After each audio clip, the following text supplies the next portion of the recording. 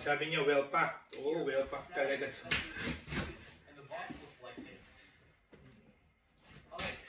Tsaka, yeah, mas mabigat. Tsaka palapad yung box niya.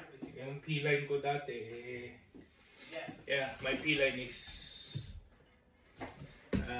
mahaba siya ng konti. Pero manipis yung box. Ito na. Look at that.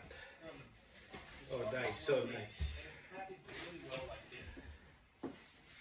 Pakita ko sa inyo, ha?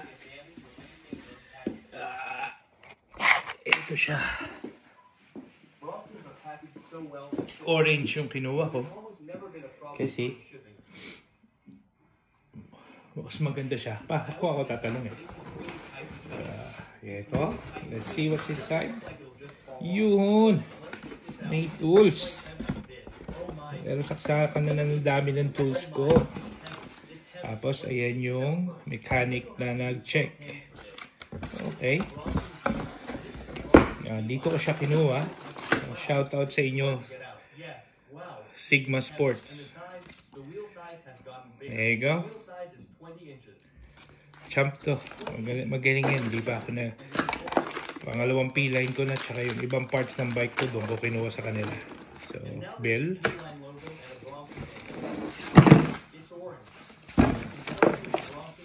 Yung upuan. Ayan.